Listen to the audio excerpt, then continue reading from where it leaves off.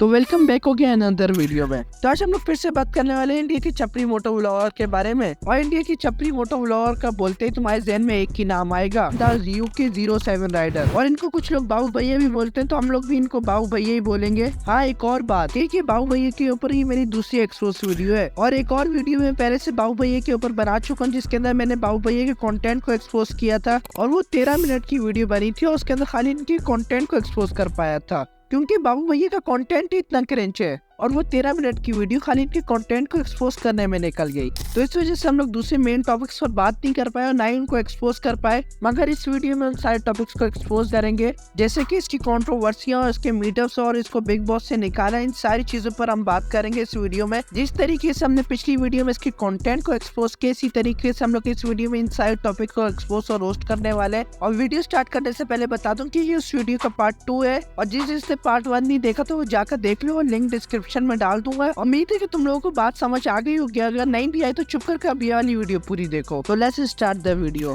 तो बाबू भैया अपनी इंस्टाग्राम बायो के हिसाब से दुनिया के सबसे नंबर 1 मोटो व्लॉगर है। वैसे आपस की बात है, बाबू भैया ने फेंकी बड़ी लंबी है, क्योंकि लपेटने में बड़ी मुश्किल हो रही है। नहीं, अगर बाबू भैया अपनी बायो में लिखते हैं ना कि इंडिया की नंबर 1 मोटो व्लॉगर है, तो चलो फिर भी थोड़ी सी सही थी। लेकिन बाबू भैया ने इतनी लंबी छोड़ी कि वर्ल्ड के नंबर 1 मोटो व्लॉगर है। और मजे की बात, बाबू भैया तो टॉप 10 में भी नहीं आते वर्ल्ड मोटो व्लॉगर में। मतलब बाबू भैया कुछ भी लिख देंगे, इसका कोई टेंशन नहीं है। बाबू भैया को जो दिल करेगा वो लिखेंगे। वैसे बाबू भैया अपने बालों की तरह अपनी बातें भी लंबी करते हैं। और जैसे कि मैंने तुम लोगों को बताया था कि बिग बॉस से वापसी आके इन्होंने एक नई गाड़ी खरीदी है, लैम्बोर्गिनी। बस फिर होना क्या था, जैसे ही मेरा व्लॉग अपलोड हुआ तो अगले दिन एक्सीडेंट का व्लॉग, उससे आगे वाला क्रैश का व्लॉग आ गया। बस देख लो, जो बात मैंने बोली और वैसे ही हो गया। इसलिए अब तुम लोग सब्सक्राइब कर दो। चलो आओ फिर एक एक करके अलग अलग टॉपिक पर बात करते हैं। तो सबसे पहले हम लोग बात करते हैं इसकी ऑडियंस और इसके मीटअप्स की। तो सबसे पहले बात आती है छपरी व्लॉगर की ऑडियंस कौन है। तो इसकी ऑडियंस है बच्चे और नए नए लड़के जो जवान हुए, जिनको स्पोर्ट्स कार और स्पोर्ट बाइक का शौक है, वो सारे इनको देखते हैं। और बाबू भैया की ऑडियंस का नाम है ब्रो सेना। और जब भी बाबू भैया कोई भी मीटअप रखते हैं तो ये सारी ब्रो सेना यानी कि बच्चे पहुंच जाते हैं बाबू भैया के मीटअप पर। वैसे पेरेंट्स के कितने ख्वाब होते हैं कि हमारा बच्चा पढ़ लिख कर डॉक्टर बनेगा, हमारा बच्चा पढ़ लिख कर पायलट बनेगा, लेकिन वही बच्चा बाबू भैया के मीटअप पर पहुंचा हुआ होता है और चिल्ला रहा होता है, बाबू भैया बाबू भैया बाबू भैया। और बाबू भैया की मीटअप में तो पुलिस भी पहुंच जाती है। ऐसा नहीं कि बाबू भैया की पुलिस भी फैन है, बल्कि जब बाबू भैया की ऑडियंस ज्यादा हो जाती है और रोडें ब्लॉक कर देती है, तो फिर पुलिस वालों को पहुंचना पड़ता है। और फिर वहाँ पर पुलिस वाले पहुंचकर बाबू भैया की ऑडियंस को भी अरेस्ट करते हैं। और इस चीज से बाबू भैया को कोई भी घंटा कोई फर्क नहीं पड़ता, क्योंकि जब पुलिस आती है तो बाबू भैया मुंह पर ही मुकर जाते हैं कि पता नहीं कहाँ से ये लोग पैदा हो गए, मैंने तो जानता भी नहीं उन लोगों को। और अगर पुलिस वाले बोल दें कि आपकी रिस्पॉन्सिबिलिटी है कि आप लोगों ने इतने ज्यादा बंदे जमा किए हैं, कोई भी एक्सीडेंट या कोई भी दूसरी प्रॉब्लम हो सकती है, तो बाबू भैया ये कहते हैं कि मेरी तो इसके अंदर कोई रिस्पॉन्सिबिलिटी नहीं है, ये तो खुद ही आए। नहीं, बाबू भैया की ऑडियंस क्या कुत्ता है कि जो बाबू भैया को सूंघते सूंघते आ जाती है। नहीं, पहले स्टोरी लगाओ कि मैं यहाँ से गुजरूंगा तो थोड़ा सा छोटा सा मीटअप है तो इधर पहुंच जा रहा हूँ, और जब वो लोग पहुंच जाए तो पता नहीं वो लोग कहाँ से आ गए। तो जादू है, जादू खुद ही लोग पहुंच जाते हैं। इसका एक और व्लॉग है, सोचा नहीं था जीटी मस्टैंग के साथ ऐसा करेगी पुलिस जयपुर मीटअप में। ऑलवेज उस व्लॉग के अंदर भी इसका मीटअप ही था, और उस मीटअप में ऐसा हुआ था कि पुलिस तो आई थी, उसके साथ साथ इसकी ऑडियंस पर लाठी चार्ज भी हुआ था, यानी कि इसकी ऑडियंस का डंडों से वेलकम किया था। और रोड अलग जाम है, और बाबू भैया को देखो अपनी गाड़ी में मस्त सुकून से बैठे हुए, कोई टेंशन ही नहीं है। ऑडियंस को डंडे पड़ रहे हैं, और जो रोड जाम है, किसी को जाना है ऑफिस जाना है हॉस्पिटल जाना है, वो अलग ट्रैफिक में फंसा हुआ है, किसी को इमरजेंसी में हॉस्पिटल जाना है लेकिन रोड जाम है। क्या हुआ है, बाबू छपरी का मीटअप है। और ये उस मीटअप में अकेला नहीं था, इसके साथ साथ एल्विश यादव भी था। हाँ, वही जिसके साथ बाबू भैया मिलकर सिस्टम करते रहते हैं। इन दोनों की सिस्टम की बात करेंगे लेकिन आगे वीडियो में। जैसे कि एल्विश यादव भी इसी मीटअप में था, मगर वो कुछ न कुछ करके उस मीटअप से निकल गए, लेकिन फंस बाबू भैया गए, क्योंकि जगह जगह गाड़ी रोकने का कीड़ा है ना बाबू भैया को। गाड़ी स्लो स्लो चलाएंगे ताकि वीडियो के लिए थोड़े बहुत क्लिप भी निकल जाए। तो इसी चीज से बाबू भैया को बहुत से लोगों ने कमेंट भी किए, तो तुम लोगों को कमेंट भी देख लो। ऐसा नहीं है खाली लोगों को प्रॉब्लम हो इनके मीटअप से, बल्कि इनको खुद को भी प्रॉब्लम्स होती है अपने ही मीटअप में। कभी कोई इन्हीं की मीटअप में इन्हीं कोई चमाटे रख देता है, कभी कभी ऑडियंस ज्यादा होने की वजह से बाबू भैया ही उनके नीचे फंस जाते हैं, और फिर पुलिस वालों को आना पड़ता है ताकि इनको बाहर निकालो। बस एक मिनट के लिए तुम मुझे बाबू भैया की शक्ल देखो, शक्ल को क्या हो गया बाबू भैया की। ऐसा लग रहा है कि कोई बिल्डिंग गिर गई हो, उसके नीचे बाबू भैया आ गए हो, और बाबू भैया को उन बिल्डिंग से निकाल कर रेस्क्यू कर लेकर जा रहे हो। सेम टू सेम बाबू भैया वैसे ही दिख रहे हैं। अब कोई बाबू भैया को देख ले तो उसको बताना पड़ेगा कि किसी बिल्डिंग के नीचे नहीं है, बल्कि इनका मीटअप था, उसके अंदर फंसे हुए थे। और अगर तुम लोग सोच रहे हो कि बाबू भैया के फैंस है जो उनके मीटअप में आते, तो तुम लोग गलत हो। बाबू भैया की मीटअप में जितने भी लोग आते हैं उनमें से 75% लोग ऐसे होते हैं जिनको अपने चैनल की प्रमोशन या किसी और चीज की प्रमोशन करवानी हो। तुम लोग बाबू भैया का किसी भी मीटअप का व्लॉग निकाल कर देख लो, उन व्लॉग के अंदर तुम लोग को ज्यादा ऑडियंस वही नजर आएगी जो कैमरा खोल कर बाबू भैया के मुंह में घुसा रहे होते हैं कि ये बोल दो या ये बोल दो, ताकि उनकी फ्री में प्रमोशन हो जाए और कुछ व्यूज आ जाए। तो जो भी बाबू भैया के फैंस और उनकी ऑडियंस और उनको देखने वाले, उन लोगों ने एक चीज जरूर नोट की होगी। तो जब भी बाबू भैया को कोई भी ऑडियंस या फैन मिलता है तो बाबू भैया एक बहुत ही अजीब सी हरकत करते हैं, ये पुई वाली। तुम लोग खुद सोचो, इस चीज का कोई मतलब क्या, कोई लॉजिक है? लेकिन पता नहीं बाबू भैया के अंदर कौन सा कीड़ा है कि ये फालतू हरकतें और अजीब हरकतें करने का। तो अब हम लोग बात करते हैं बाबू भैया के सिस्टम पर सिस्टम करने की, और जो बिग बॉस से बहुत सारी फेम लेकर आया उसके ऊपर बात करनी तो बनती थी ना। तो फिर चलो और दोनों टॉपिक्स पर बात करते हैं। तो बाबू भैया अक्सर कोलैब करते रहते हैं सिस्टम के साथ, यानी कि एल्विश यादव के साथ। वैसे एल्विश यादव और बाबू भैया कोलैब अच्छा करते हैं क्योंकि दोनों ही छपरी यूट्यूबर हैं, और ये जब दोनों मिलकर कोलैब करते हैं और एक ही वीडियो में आते हैं तो क्रिंज और ज्यादा बढ़ जाता है, और छपरी ऑडियंस को क्रिंज व्लॉग्स में दो छपरी देखने को मिल जाते हैं। और क्या चाहिए छपरी ऑडियंस को फिर? और बाबू भैया को तो खाली मौका चाहिए एल्विश यादव को उठाने के लिए, चाहे वो एल्विश यादव हो या एल्विश यादव की ऑडियंस। जैसे ओरियो बिस्किट की टैग लाइन है, पहले ट्विस्ट करो फिर लिक करो, और वही काम बाबू भैया को बहुत अच्छे से आता है, ट्विस्ट कर लिक करना। और बाबू भैया ट्विस्ट और लिक वहाँ पर ही करते हैं जहाँ पर एल्विश यादव का नाम है या एल्विश यादव की ऑडियंस का नाम है। और बाबू भैया की सबसे ज्यादा पॉपुलर वीडियो जिसके ऊपर 23 मिलियन व्यूज आए, और वो वीडियो एक गाने के ऊपर है, उस गाने का नाम सिस्टम है। और उस गाने के अंदर भी बाबू भैया पूरे उठाते रहे एल्विश यादव के, जब भी तो 23 मिलियन व्यूज आ गए, वरना ऐसे थोड़ी आते हैं। और जो सिस्टम अल्फाज है ये एल्विश यादव की टैग लाइन है, यानी कि ये पूरी वीडियो एल्विश यादव के ऊपर बेस करती है। मगर मसला ये कि कोई भी ऐसा क्लिप नहीं है जिसके अंदर एल्विश यादव इस गाने की कोई भी लाइन अपने मुंह से बोल रहे हो। बस बाबू भैया ने जैसे कि कुछ टाइम पहले एल्विश यादव के साथ कोलैब किया तो उस व्लॉग के कुछ क्लिप थे, और वही क्लिप इस गाने में ऐड कर दिए।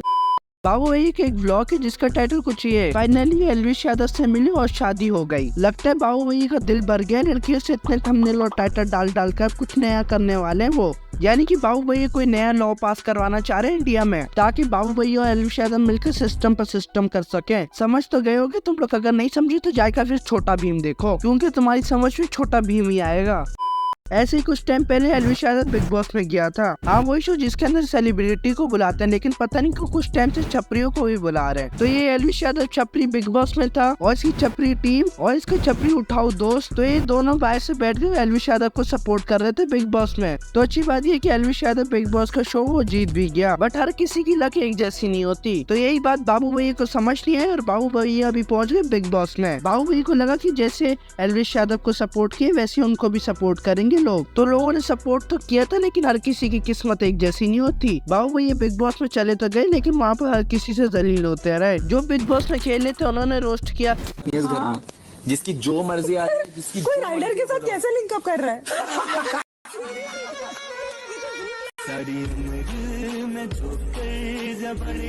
सलमान खान ने रोस्ट किया। सरस नोई क्या है? परिणीति चोपड़ा सो। अच्छा, तू बड़ा जानता है। सारी उम्र में जो कर जबड़े आ रहा। बिग बॉस ने रोस्ट किया। अनुराग बाबा जी आपको कितने हफ्ते काटने हैं यहाँ? जब तक आपकी कृपा बनी रहेगी बिग बॉस, तब तक यहीं रहेंगे। मेरे हाथ में होता तो फिर सारी उम्र में जो कर। सलमान खान के भाइयों ने भी आकर रोस्ट किया। क्या आप जानबूझकर कैमरा से बचकर छिपकर खेलते हो? क्या ये सच है? जो मेरी स्ट्रैटेजी है वो मैं फॉलो अप कर रहा हूँ। मैं अपने पत्ते अभी नहीं खोलना चाहता। वक्त आने पर जब बाबू भैया के पत्ते दिखेंगे ना, तो हर एक बंदा थोड़े से शौक में रहेगा कि बाबू भैया ये क्या था। क्या लगता है अनुराग की गेम में किक क्यों नहीं है मुनावर? जैसे कि वो बोलते हैं पत्ते जो है वो वक्त आने पे खोलेंगे। ये जो गेम है कोई कसीनो तो है नहीं, हो सकता है पत्ते खुलने तक कोई आके आपके पत्ते बिछा के चला जाए। सारी उम्र में जो कर और बिग बॉस के घर में कोई भी ऐसा गेस्ट भी आता वो भी बाबू भैया को रोस्ट करता। मतलब किसी ने भी मौका नहीं छोड़ा बाबू भैया की बेइज्जती करने का। लोग इसलिए बिग बॉस में जाते हैं ताकि अपनी फेम बढ़ा सके, मगर बाबू भैया बिग बॉस में इसलिए गए थे ताकि अपनी फेम के एल लगवा सके। हाँ मुझे पता है कि बाबू भैया के पहले से फेम के लगे हुए थे, लेकिन फिर भी बाबू भैया गए और ज्यादा लगवा कर आए। बाबू भैया बिग बॉस में गए और अपने आप को एक नई पर्सनैलिटी दी और नया नाम। वो नया नाम और नई पर्सनैलिटी है जोकर, क्योंकि बाबू भैया को भी जोकर नाम से बहुत फेम मिली है। तो बिग बॉस में टास्क वगैरह भी मिलते थे और बाबू भैया वो भी पूरे करते थे। तो उसी वजह से हमें पता चला कि बाबू भैया एक इंटरनेशनल डांसर भी थे।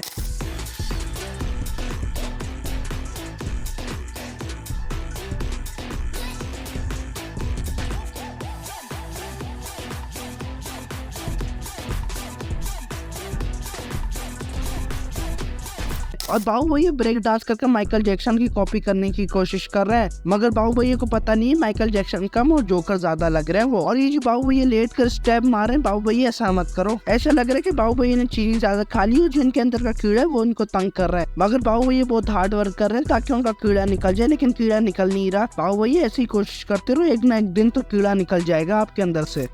मैं बोल सकता हूँ सर? हाँ बोलिए। सर मुझे ऐसा लगता है कि इस घर में ना, मैं आपको बताता हूँ कि जो माहौल चल रहा है, इस घर में एक चूलीखोर की जरूरत थी जो आप आ गए हो। टूटा हुआ साज हूँ मैं खुद से ही ना। सलमान भाई ऐसे मुंह पर बेइज्जत नहीं किया करो, पहले सुन तो लिया करो बोलना क्या चाह रहा है। बाबू भैया की बात पूरी हुई नहीं, आपने जलील कर दिया। ऐसे ही थोड़ी होता है, इतना भी बंदे को स्ट्रेट फॉरवर्ड नहीं होना चाहिए। आप चलो कर ही दिया, बस इसके अंदर हम लोग क्या कर सकते हैं। चलो सही, कोई मसला नहीं है। पहले बेचारा तो जलील हो गया, चलो एक और दफा सही। वैसे भी उसको बाहर तो निकाल ही दिया आप लोगों ने। चलो सही है, फिर आप आ जाओ। बाबू भैया से पूछ लेते हैं कि कौन कौन जीतेगा और क्या हिसाब किताब है बिग बॉस के विनर का। विनर ऑलरेडी फिक्स्ड है, जो क्रिएटिव चाहेंगे वही विनर बनेगा। For me Abhishek should be the deserving winner, but fixed winner मैं गारंटी, मतलब अगर फिक्स्ड विनर हुआ, अगर ये लोग फिक्स जिताएंगे तो या तो ये अंकिता, मुनावर या फिर ईशा में से किसी एक को जिताएंगे। वाह बाबू भैया आपकी क्या बात है, 3 लोगों के नाम लेकर कह रहे कि ये फिक्स विनर है। नहीं, तुम लोग एक दफा सोचो कि एक जगह पर 8 लोग हैं और 8 लोगों से 3 लोग बहुत ही अच्छा खेल रहे हैं और उन 8 लोगों से 3 लोग जीतने वाले हैं, तो उनको फिक्स कह दो। सच में बाबू भैया की सोच है, दिमाग तो घुटनों में। और बाबू भैया की गर्दन में तुम लोगों ने एक टैटू देखा होगा, तो उसकी भी बात कर लेते हैं कि बाबू भैया ने ये टैटू क्यों बनवाया और किस वजह से बनवाया है। ये क्या है अल्लाह? ये इट्स द गोट। गोट एक ऐसी पर्सनालिटी होती है ना जो ग्रेटेस्ट ऑफ ऑल टाइम में रहती है, जो कभी भी झुकती नहीं है किसी के सामने। पापा ने झुका नहीं बिग बॉस के अंदर, चाहे वो सलमान सर थे। Wait a minute.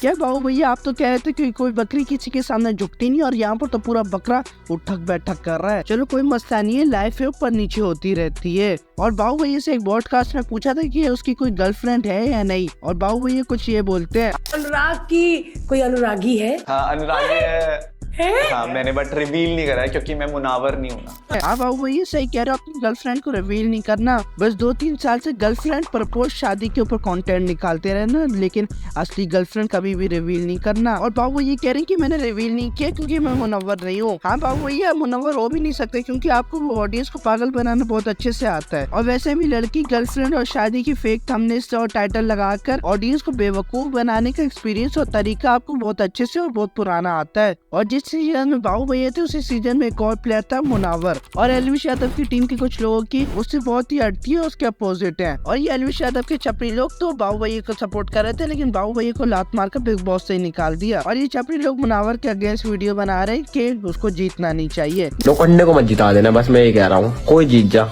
और अपना यो भी ना जीतना चाहिए, मुन्ना भी ना जीतना चाहिए, लोखंडे भी जीतने चाहिए। बिग बॉस तुम्हारे पापा का है, और ये बंदा खुद इतना रो रहा है कि इसको वाइल्ड कार्ड एंट्री मिलेगी, वाइल्ड कार्ड एंट्री मिलेगी, और उसको घंटा कोई बिग बॉस में एंट्री मिली और मुनावर भी जीत गया और बिग बॉस का विनर बन गया है। तो एलविश यादव की टीम का ऐसे ही एक और छपरी भी इसके खिलाफ बात कर रहे थे, उसकी बात भी सुन लेते हैं।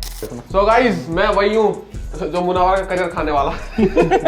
अगर ये मुंबई में ना हो, अगर ये हरियाणा, दिल्ली में, एनसीआर में अगर हो ना, बिग बॉस था बाहर निकलती मारे। तो इस बंदे की बात सुन के ये पूरा करियर खा जाएगा मुनावर का। इस बंदे का खुद का करियर अलविश यादव पर पूरा बेस करता है और ये किसी और का करियर खाएगा। और ये जो चाचा बैठा है इसकी बात सुनो कि कह रहा है कि बाहर निकलते ही मारे, नहीं क्यों मारे, कोई वजह हो गया क्यों मारे, ऐसे ही किसी को भी मार दे। ये बंदा तो इतने गुस्से में कि मुनव्वर ने इसके घर पर चोरी की हो, इतना गुस्से में उसको मारने पर तो लावा है। और सॉरी हम लोग बिग बॉस की बातें करते करते बिग बॉस में चले गए थे। तो दोबारा से आते हैं अपने टॉपिक की तरफ, यानी कि बाबू भैया पर। तो अब बात करते हैं बाबू भैया की कंट्रोवर्सियों। तो अभी रिसेंटली सबसे बड़ी कंट्रोवर्सी तो यही चल रही है जो बाबू भैया को बिग बॉस से निकाला है। तो बाबू भैया भी बिग बॉस से निकलने के बाद दबा कर उन्होंने बिग बॉस के खिलाफ वीडियोस अपलोड करना शुरू कर दी। फिर इसकी एक और वीडियो आई, Bigg Boss and Salman Khan रोज, और वो 23 मिनट की वीडियो थी। और उस 23 मिनट की वीडियो में ये खाली रोता रहा है। सबने इसके साथ बहुत गलत किया, सलमान खान ने भी बहुत गलत किए, बिग बॉस ने भी बहुत गलत किया इसके साथ, और इसके साथ बहुत अत्याचार हुआ है। तो वो क्लिप तुम लोग खुद ही देख लो।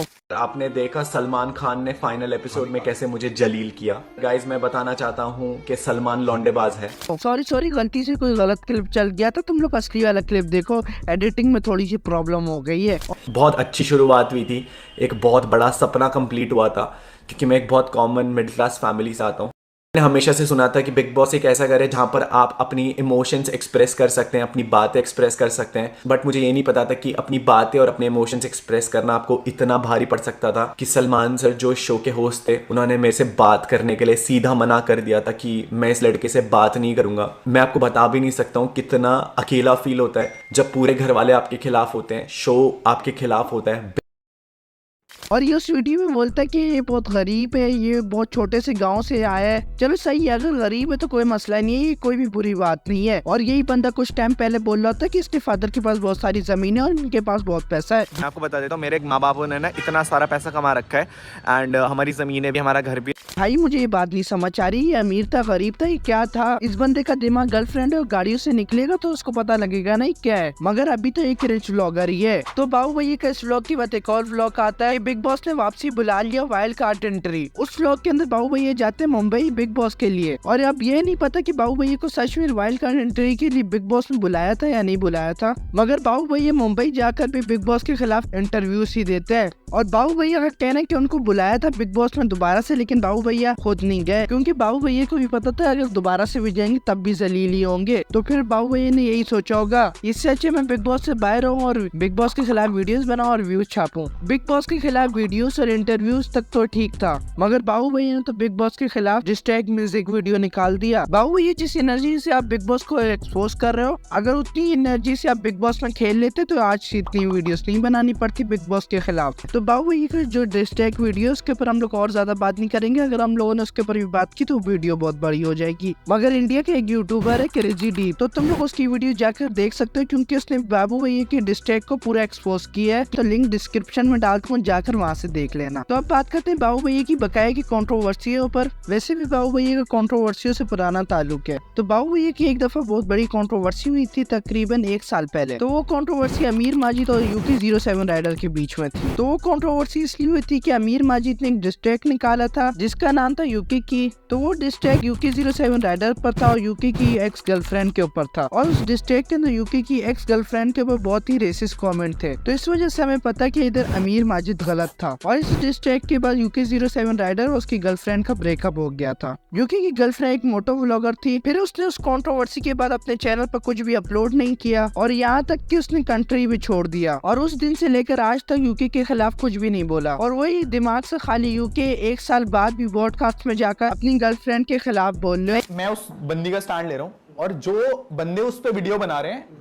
वो उसी को जाकर के भाई तू तो मेरा भाई है, तू तो मेरा ये है वो है। आप सोचो कि मेरा मेंटल ब्रेकडाउन क्या हो रहा है। एक दफा बाबू भैया की बात मान भी लेते हैं कि उनकी गर्लफ्रेंड गलत थी, तो बाबू भैया कौन सा ठीक काम कर रहे हैं? एक पब्लिक ब्रॉडकास्ट में बैठ कर अपनी गर्लफ्रेंड के खिलाफ बोलना, उसको गलत प्रूफ करना, उसको बदनाम करना, और उसी के साथ एक टाइम में रिलेशनशिप में थे। थोड़ा दिमाग चला कर सोच समझ कर बोला करो बाबू भैया। तो अब बात करते हैं बाबू भैया की दूसरी बड़ी कंट्रोवर्सी के ऊपर। तो जब 14 प्रो मैक्स नया आया था तो बाबू भैया ने भी 14 प्रो मैक्स लिया था, मगर वो 14 Pro Max इसी एप्पल स्टोर से नहीं लिया था बल्कि लोकल मोबाइल शॉप से लिया था, और उस शॉप के ओनर का नाम है करण, और इसी के साथ बाबू भैया की कंट्रोवर्सी हुई थी। तो बाबू भैया का एक व्लॉग आता है, फाइनली ये 14 Pro Max ले लिया, और वो 14 Pro Max इसी बंदे से लेते हैं, और बाबू भैया कहते हैं कि मैंने iPhone 1T भी लिया है। Finally boys, the moment you have been waiting for, हमारे पास iPhone 14 Pro Max 1TB हम लोगों को फाइनली मिल चुका है। और वही मोबाइल 1TB नहीं होता बल्कि 128GB होता है, और उसी व्लॉग में बोलते हैं कि मुझे 128GB मिल रहा था लेकिन मैंने लिया नहीं क्योंकि मुझे 1TB चाहिए। चेक दिस आउट यार, कितना सुंदर लग रहा है वाला वेरिएंट। बट यार दिक्कत ये हो चुकी है कि ये 128GB है, 128GB मेरे को लेके कुछ फायदा नहीं है, तो ये लोग बात करें भी, होपफुली बेस्ट। और बाबू भैया बोलते हैं कि मेरे पास 1TB अरेंज हो गया, और पर फोन अवेलेबल नहीं है, बट एक भाई हमारे उन्होंने फोन अवेलेबल करा दिया, so really excited guys, let's go. So हिमलो जी, finally boys, the moment you have been waiting for, हमारे पास iPhone 14 Pro Max 1TB हम लोगों को फाइनली मिल चुका है, लेकिन वो 1TB नहीं होता बल्कि 128GB होता है। सबसे पहले तो बाबू भैया ने अपनी ऑडियंस से झूठ बोला, और दूसरी बात ये कि बाबू भैया ने अनबॉक्स कर दिया, उसके अंदर अपनी सिम लगा दी और दुबई लेकर गए और उधर भी यूज किया, तो ये मोबाइल सेकंड हैंड हो जाता है। लेकिन ये जब वापसी करवाने जाता है तो वही बंदा बोलता है कि मोबाइल सेकंड हैंड हो गया तो ये पूरे पैसे नहीं मिलेंगे, तो बाबू भैया को इस बात पर गुस्सा आ जाता है, और फिर बाबू भैया उसी बंदे के खिलाफ वीडियोस बनाना शुरू कर देते हैं कि वो एक बड़ा स्कैमर है। और वही बंदा थोड़े टाइम पहले जब आपकी हेल्प कर रहा था तो वो बंदा बहुत अच्छा था, तब आप उसकी प्रमोशन भी कर रहे थे, उसके नंबर डिस्क्रिप्शन में भी डाल रहे थे और बोल रहे थे किसी को भी कुछ भी चाहिए होता है तो यहाँ से लेकर जाना। गाइज ये जो आईफोन हमें अवेलेबल करा है, ये हम लोगों को करा है करण भैया ने, इनके हरिद्वार में शॉप है, द केस एंड कवर करके, डिस्क्रिप्शन में आपको नंबर मिल जाएगा। ट्रस्ट मी, अगर कोई फोन्स एंड कोई भी एसेसरीज अवेलेबल करा सकता है, वो भी इतने मस्त प्राइसेस पे, तो he is the one. Description में आपको इनका नंबर मिल जाएगा।